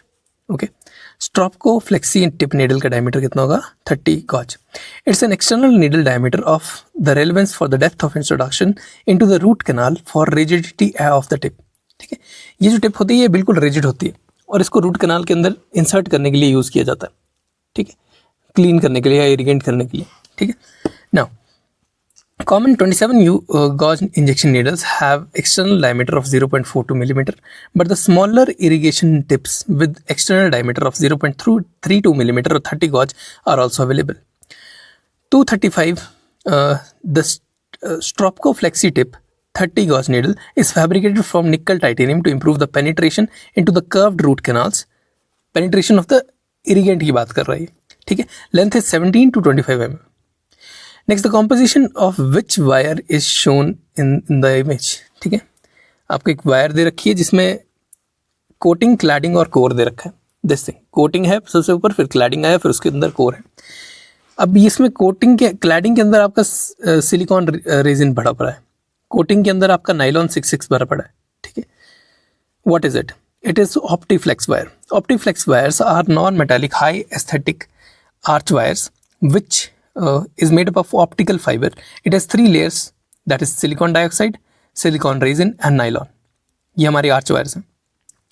Next, according to Armani classification, how will you classify this defect? Armani classification के हिसाब से इस maxillary defect को कैसे classify करोगे? इसमें सिर्फ anterior बचे हुए हैं, अगर आप देख पा रहे हैं तो anterior बचे हैं, posterior maxilla सारा गायब हो चुका है और उसके पीछे पैलेट भी पड़ा हुआ है, ठीक है। It is class 5. What is it? It is class 5 according to Armani classification. Next ये इमेज दे रखी है आपको, ठीक है। इट्स अ टनलिंग प्रोसीजर, कोई भी टनलिंग प्रोसीजर कर रहे हैं, मैग्जिला खोला हुआ पूरा इन्होंने, ठीक है। What is it? Identify the procedure that is being done here. It is Westmund procedure. Westmund technique is a complete tunneling of mucoperiosteum, both labially and palatally, through two labial vertical incisions. ठीक है, through two labial vertical incisions. The palatal bone was sectioned and transversely from the vertical osteotomy site to the contralateral site. In this, it's a Westmund procedure. Next आपको एक image दे रखी है, ठीक है। इसमें पूछा हुआ identify the procedure that is being done here. वहाँ पे आगे एक प्लेट लगाई हुई है, यहाँ पे पीछे दोनों साइड पे प्लेटें लगी हुई हैं दोनों प्रोसीजर में, ठीक है। इट इज़ कोल्स प्रोसीजर, ठीक है। कोल इन 1959 पर पब्लिश हिज सीरीज ऑन सब apical osteotomy for correction of anterior open bite for deformity. This procedure can be used for correction of localized deformities such as mild to severe open bites and similar major asymmetric segmental deformities. ठीक है, plate नहीं लगी हुई थी, आगे से उसने segmental ऑस्टिक्टोमी करी हुई है। मतलब ये देखो जो 1 और 2 लिखा हुआ है नीचे यहाँ पे, ठीक है, वहाँ पे इसने जो बोन है उसको काट के फिर ऊपर जोड़ा हुआ है, ठीक है, ताकि जो क्लास 2 और जो भी हमारा एंटीरियर ओपन वाइड वाला केस है उसमें हमारा ठीक हो जाए, ठीक है। Next, the content of the following increases with the depth of the periodontal pockets. जितना ज़्यादा आप डेप्थ डीप जाते जाओगे पेरियोडोंटल पॉकेट के अंदर, उतना सोडियम इंक्रीज कर जाता है। Okay, sodium increases in content with the depth of periodontal pocket. Next, collagen fibers have transverse striations with periodicity of what? Transverse striations present होते हैं collagen fibers के अंदर। Periodicity होती है 64 नैनोमीटर की, 64 nanometre periodicity they have. Next, Neuermann and Hello-Pugh subtypes are associated with what? Neuermann and Hello-Pugh subtypes are associated with Pemphigus vegetans. किसके साथ associated है? Pemphigus vegetans के साथ। Next, which instrument is this? देखो simple सा एक instrument दे रखा है, पूछा है कि कौन सा इंस्ट्रूमेंट है ये। It is Hollenback carver. कौन सा है? Hollenback carver. देख लो एक बारी, it is a Hollenback carver. Hollenback carver का काम क्या होता है? It's ideal for pressing, carving and contouring the amalgam. Next, what is the full form of DIFOTI? DIFOTI की फुल फॉर्म क्या रहेगी? FOTI की तो हमें पता है, फाइबर ऑप्टिक ट्रांसइल्यूमिनेशन। DI की फुल फॉर्म क्या रहेगी? Digital. Digital fiber optic transillumination enables the detection of fissure occlusal caries, interproximal caries and smooth surface caries, and they have superior sensitivity to radiography. ठीक है, they have superior sensitivity to radiography. Next, what is shown in the image? ये दिखाया हुआ है, loops की photo दे रखी है, पूछा कि ये है क्या, ठीक है। These are surgical loops, ठीक है। सर्जिकल लूप्स अलग अलग मैग्नीफिकेशन के आते हैं जो अलग अलग सर्जरी के हिसाब से हम यूज़ करते हैं। ग्रॉस हमें करना तो हमारा 4x से 8x काफ़ी रहता है। अगर हमें रूट रिसेक्शन वगैरह करनी है तो 8x से 14x जाता है। अगर हमने उस चीज़ को एनालाइज करना है, ठीक है, आफ्टर जो रिकॉल कि हमारे रूट कैसे ठीक हो रही है या क्या चीज़ ठीक हो रही है, तब हम उस सरफेस को जांचने के लिए 24x तक जाते हैं, ठीक है। Next, dental magnification loupes are used by the dentist and dental hygienist to enhance their ability to visualise what can not be seen by the naked eye. Next, identify the system. Simple सा system दे रखा है, एक side पे screen दे रखी है, दूसरी side पे ये एक आर्टिकुलेटर जैसा कुछ बनाया हुआ है और ये एक और सिस्टम है, ठीक है। What is it? It is Ceramill system. क्या ये Ceramill system? Ceramill full denture system FDS smoothly translate the traditional analogue dentures fabrication processes into the digital realm with the benefit of decreasing fabrication time. इसमें benefit क्या रहता है कि fabrication time जो आपका decrease कर जाता है, but still keeping the steps needed to create a custom prosthesis. In addition, the Baltic denture system, BDS, Baltic denture system, which is also available in Ceramil systems, provide both the dentist and technicians a time-saving option for selected cases. ठीक है। Next, identify the equipment. ये वाला equipment identify करना है, दिख रहा है? This equipment is Diagnodent. Diagnodent जो है वो लेजर फ्लोरेसेंस को यूज़ करते caries को डिटेक्ट करता है in the tooth structure. As incident laser light is dispersed into the site, carious tooth structure will exhibit fluorescence proportionate to high degrees of caries, resulting in elevated scale reading on the display. ठीक है। Next, the benefit of SABG is what? SABG का benefit क्या रहता है? SABG होता है secondary alveolar bone grafting. SABG, secondary alveolar bone grafting during mixed dentition stage is standard care for alveolar clefts. ठीक है. It helps in tooth eruption into the cleft side, avoids nasal reflux of fluid, it gives support to the LR base. ठीक है, ये सारे use होते हैं SABG के. Next, which of the following CAD/CAM system uses active wave front sampling 3D in motion? CAD/CAM procedure है active wave front sampling 3D in motion जो use करता है, that is 3M ESPA Lava, 3M ESPE Lava, LAVA. This method uses the lava capture 3D technology involving the technology of active wavefront sampling. Lava 3D in motion, ये सिर्फ मतलब technology का नाम है, खाली इंडस्ट्रियल नेम्स है. Concept features a revolutionary optical design, image processing algorithm and real-time model reconstruction which captures the 3D data in the V2A sequence and the model data sets in real time. ठीक है, मतलब model data हमारा हम capture कर रहे हैं, वो real time में हमारा जो है वो स्क्रीन के ऊपर सेव भी होता जा रहा है और 3D तरीके से कैप्चर भी होता जा रहा है. The scanning unit contains a complex optical system that comprises of multiple lenses and blue LED cells. The Lava COS system can capture 20 3D data per second or close to 2400 data sets per arch.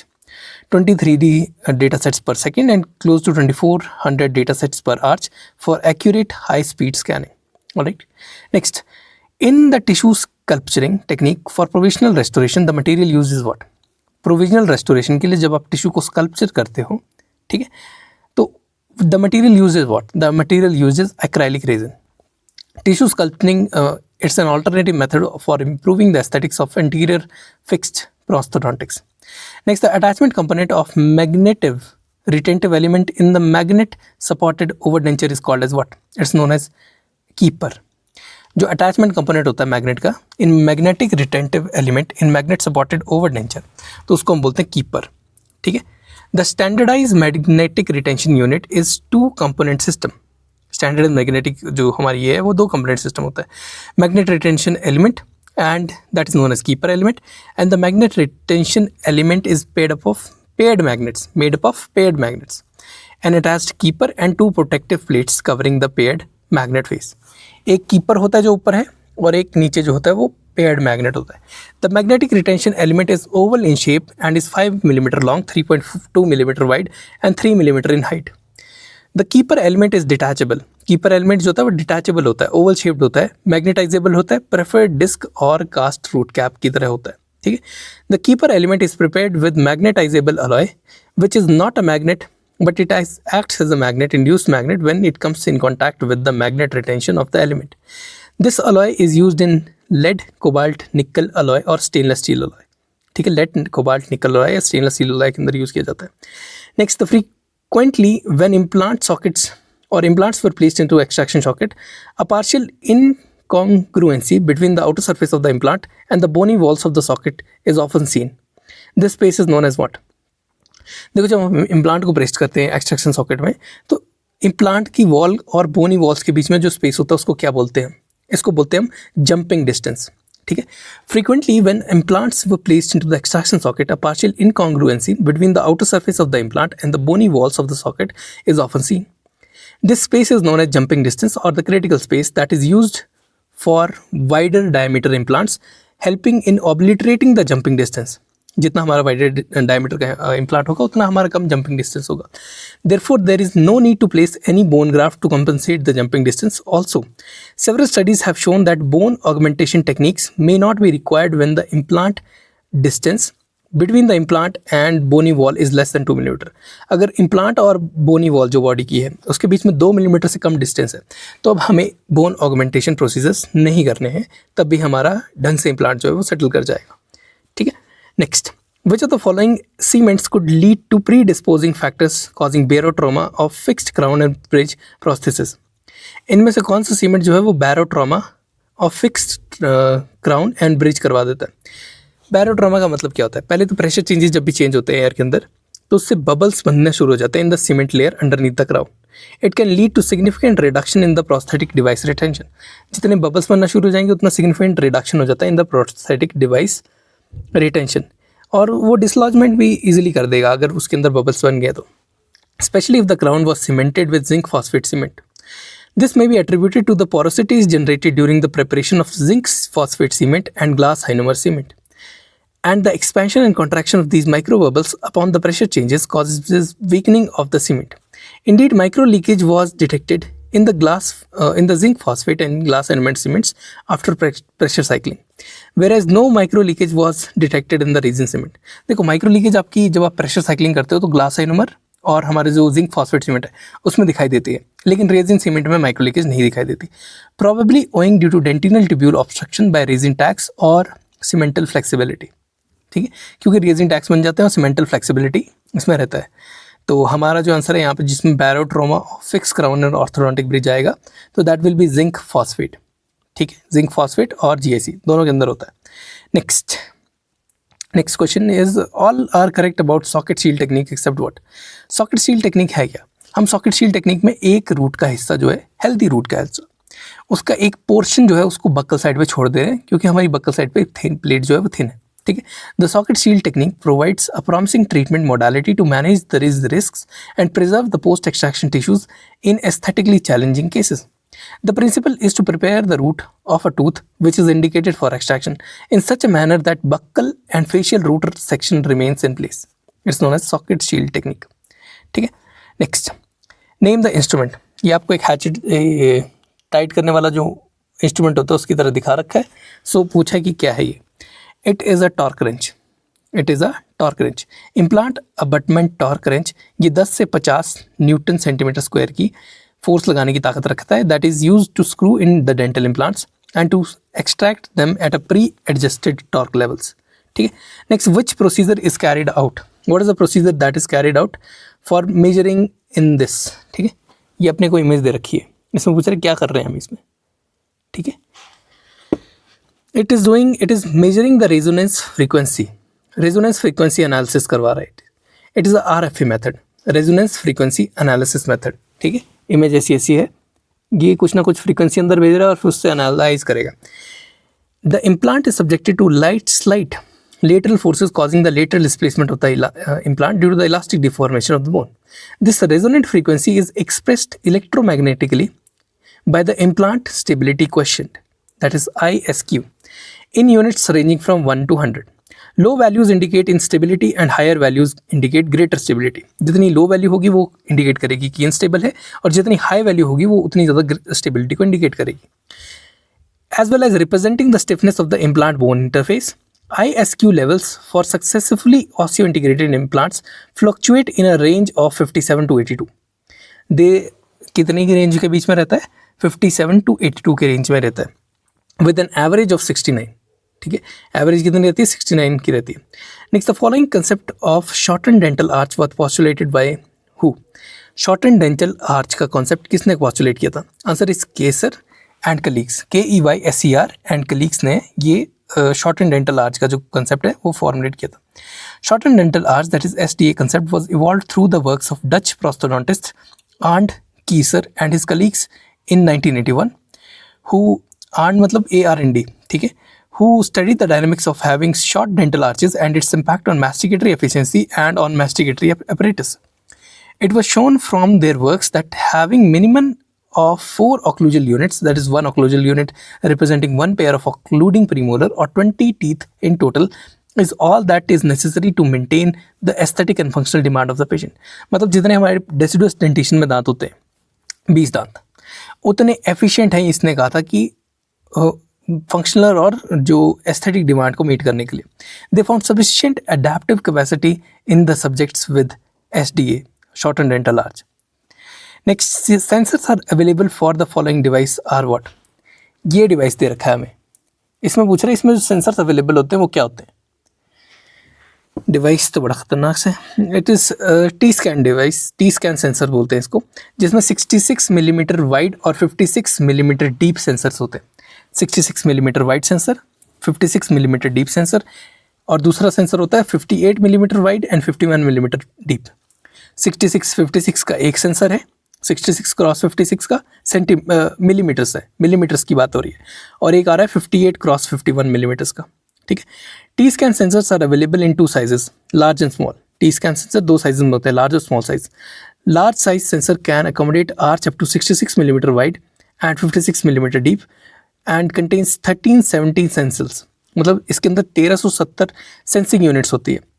Whereas the small size sensor can accommodate arch up to 58 mm wide and 51 mm deep. ठीक है, each containing 1122 sensors. Each sensor within a T-scan sensor is limited to 256 possible values. हर एक sensor इन जो 256 possible values के साथ associated होता है. हर एक sensor में 256 पॉसिबल वैल्यूज़ निकालने की एक ताकत रहती है. And system that provides 8 different sensitivity settings. ठीक है, 8 डिफरेंट सेंसिटिविटी सेटिंग्स आ जाती हैं इसमें. मतलब बेसिकली सेंसर है, T scan sensor. Next, selective laser melting. Selective laser melting के लिए पूछ रहा है इनकरेक्ट स्टेटमेंट कौन सी है. Selective laser melting involves heating and melting of powder material with a laser beam. सही स्टेटमेंट है. Compare to use of commonly used NdYAG crystal, BYAG crystal has larger absorption bandwidth. ठीक है. SLM, that is selective laser melting, it often results in condensation of volatile materials. ये condensation of volatile material करवा देता है on the laser window, disrupting the delivery of the laser powder. ठीक है. The building process starts with laying the thin layer of metal powder on a substrate plate in a building chamber. ठीक है. अब उसके ऊपर जो powder ले किया हुआ उसको हाई डेंसिटी लेज़र के साथ उसको मेल्ट किया जाएगा, उसे फ्यूज़ किया जाएगा in the selected areas according to the process data.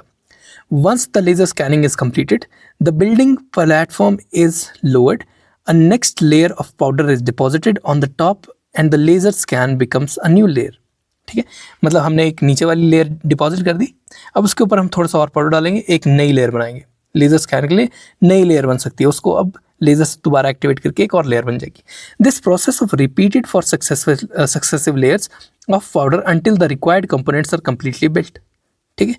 Next, pneunets are use in what. Pneunets PNEUNETS are used in maxillofacial processes as soft robots. Pneumates are the type of soft actuator. Pneumatic is the type of soft actuator that consists of series of channels that have been embedded in elastomer. Series of channels that have been embedded in the elastomer, primarily used for soft robotic tongue processes. Soft robotic tongue processes के लिए use किया जाता है इसको. Pneumates. ठीक है. Next, function of BioJVA in full mouth rehab is what? BioJVA का full mouth rehab में क्या function होता है? The function is to BioJoint vibration analysis system records sounds of TMJ during jaw movement. ठीक है, ये BioJVA जो है ये जॉइंट वाइब्रेशनल एनालिसिस होती है. ये पूरा TMJ का फंक्शन साउंड्स जो है उनको रिकॉर्ड करता है during the movement.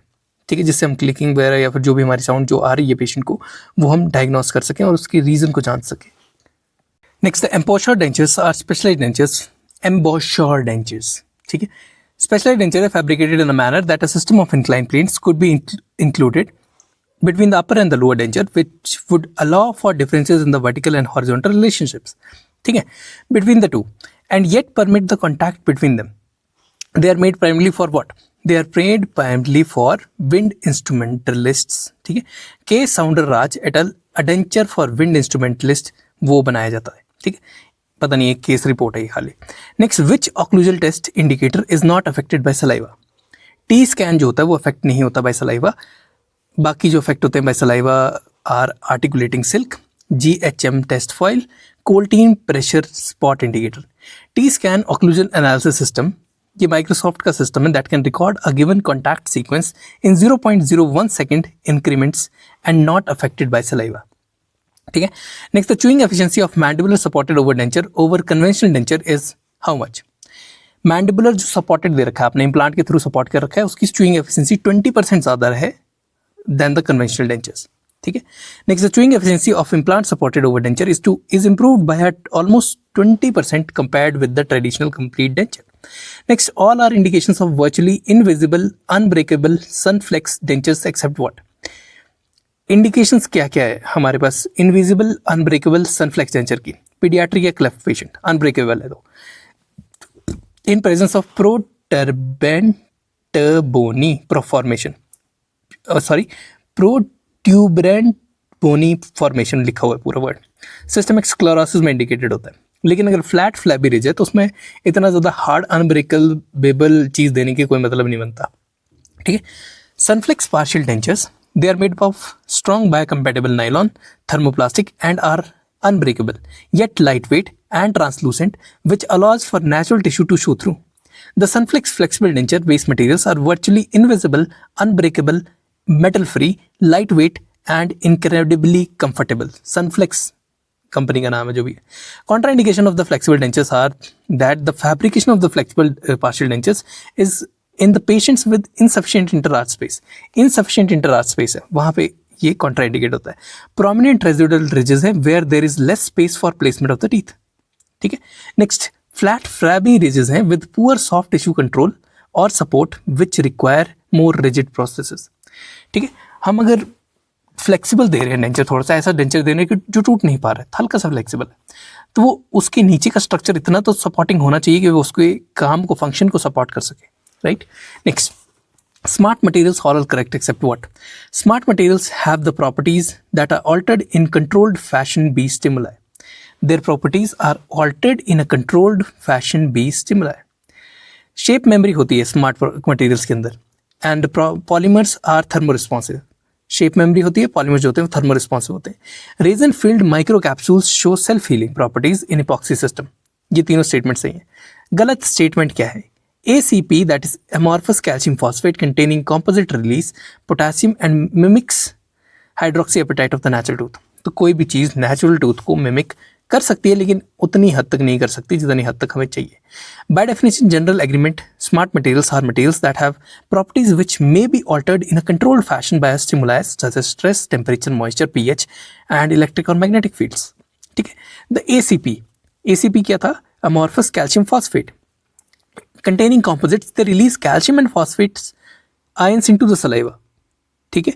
Especially in the oral environment caused by bacterial plaque or acidic foods. These ions can be deposited onto the tooth structure with apatite material. As the apatite material वो deposit कर सकते हैं on the tooth structure. ठीक है. Now, which is found similar to hydroxyapatite that is found in the normal tooth and the bone. One of the first self-healing or self-repairing or self-healing synthetic materials reporting interestingly shows some of the similarities to the resin-based dental materials. Since it is the resin-based, this was an epoxy system which contained a resin-filled microcapsules. If a crack occurs in an epoxy composite material, some of the microcapsules are destroyed near the crack and release the resin. ठीक है.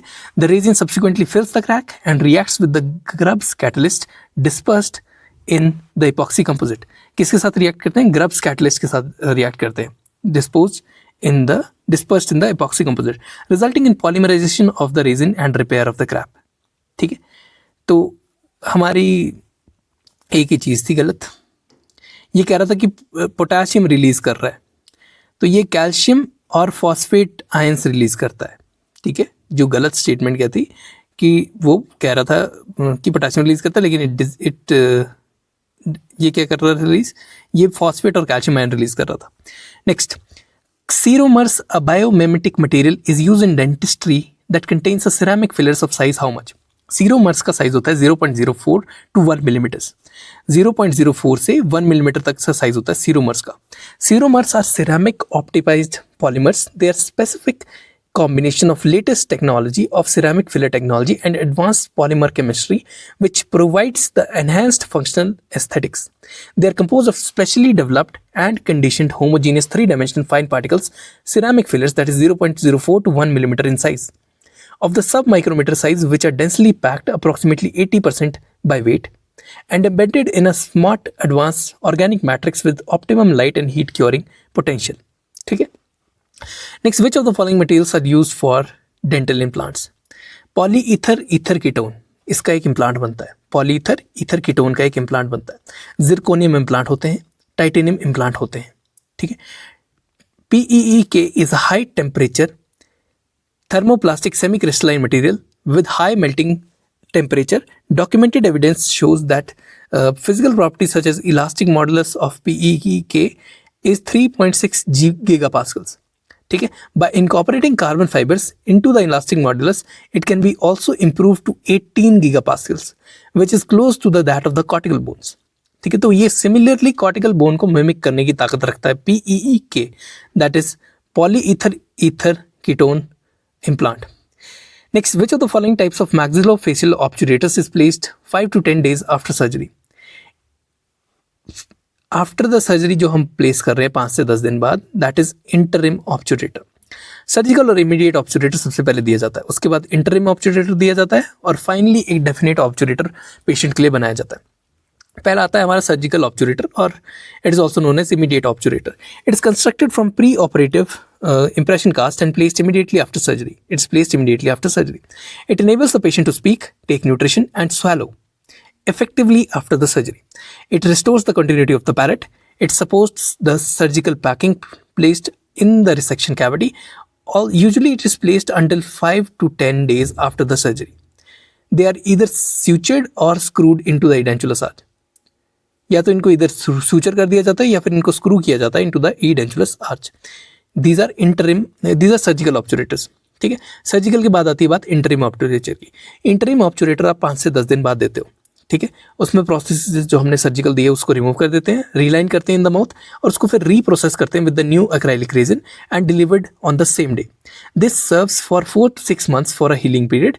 Periodic modifications are done as the wound healings. ठीक है. जैसे जैसे wound heal करता जाता है तो हम इंटरिम ऑब्चुरेटर में पीरियोडिक मॉडिफिकेशन करते रहते हैं. मल्टीपल रॉट वायर क्लैस्प्स और denture adhesives can be use for retention. Wrought wire clasp या फिर डेंचर एडहेसिव जो है इसको हम इंटरिम में यूज करते हैं फॉर एडिशन. ठीक है. Next, mastication on the surgical side is avoided. Mastication on the surgical side is usually avoided क्योंकि बेफालतू का ट्रॉमा होता रहेगा जो टिश्यू है उसको, क्योंकि टिश्यू हील नहीं कर पाएगा और उसको कॉन्स्टेंटली कोई ना कोई इरिटेशन मिलती जा रही. तो next, prosthetic teeth may be added to enhance the aesthetics. फिर फाइनली आता है डेफिनेटिव ऑब्चुरेटर. ये तब फैब्रिकेट किया जाता है जब हमारा टिश्यू हीलिंग और कॉन्ट्रैक्शन कंप्लीट हो चुकी है, usually 4 to 6 months post operatively. Primary impressions using the alginate and secondary impressions using a special tray using silicone are made. The undercuts within the defect and the lateral scar band on the side of the defect should be recorded very well. As they combine to the retention of the prosthesis, the obturator is made hollow to decrease the weight of the prosthesis. Okay. Now, next, the Burstone B line is drawn from where to where? Burstone B line जो होती है that is drawn from soft tissue subnasal to soft tissue pogonion. Soft tissue subnasal से लेकर soft tissue पगोनियन तक बर्स्टोन B line चलती है. Next, Zurich approach is indicated in what? Zurich approach is indicated in cleft patients. Cleft lip और palate के अंदर after the introduction of neonatal maxillary orthopaedics, also called as pre surgical orthopaedics by C care and McNeil more than half a century ago. It was quickly adopted around the world. However, the scientific evidence of this benefits has not been sufficient. From this moment on, different types of orthopedic surgery have been described in the literature, from the fixed appliances and pins to passive plates in the opposite side. Arbitrarily, these devices have fallen into the 3 categories, that is active, semi-active or passive. Passive device वो device होते हैं that produce an induction to arch alignment during the growth by making adjustment to the plate in a specified areas to ensure the spontaneous development of segments. The plate is held in place by suction and adhesion only. Without the need for mandatory extraoral force, there is an approach so-called as Zurich approach that was proposed by Hodds and Goinski. It is the best known representative of pre-surgical orthopedics. Next, PCR and culture tests were done for 100 suspected patients. Culture tests were positive in 60 suspected patients, whereas PCR was positive in 70 suspected patients. ठीक है. PCR culture test करे, ठीक है, 2 test करे आपने different test. PCR से 60 patient positive आ गए PCR से, और कल्चर से आ गए 70 या vice versa. In 52 suspected patients, both PCR and culture tests were done or were uncommon. क्या बोल रहा है माँ जो ये?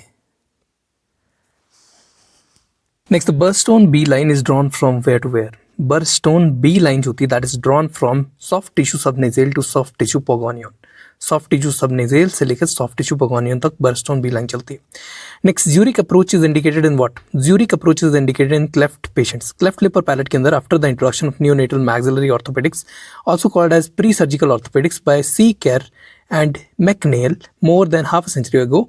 It was quickly adopted around the world. However, the scientific evidence of this benefits has not been sufficient. From this moment on, different types of orthopedic surgery have been described in the literature, from the fixed appliances and pins to passive plates in the opposite side. Arbitrarily, these devices have fallen into the three categories, that is active, semi-active or passive. Passive device वो device होते हैं that produce an induction to arch alignment during the growth by making adjustment to the plate in a specified areas to ensure the spontaneous development of segments. The plate is held in place by suction and adhesion only. Without the need for mandatory extraoral force, there is an approach so-called as Zurich approach that was proposed by Hodges and Goinski.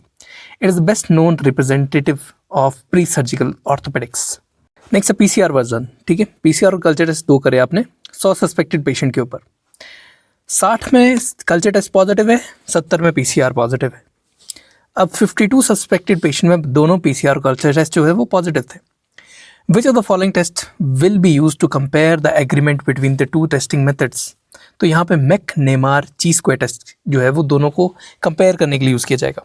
MEC, NEMAR test is the non-parametric test of paired nominal data. It is used when the finding change in a proportion for a paired data is there. For example, if you could use the test to analyze the retrospective case control studies where each treatment is paired with the control. It could also be used to analyze an experiments where there are two treatments being given to a matched pairs.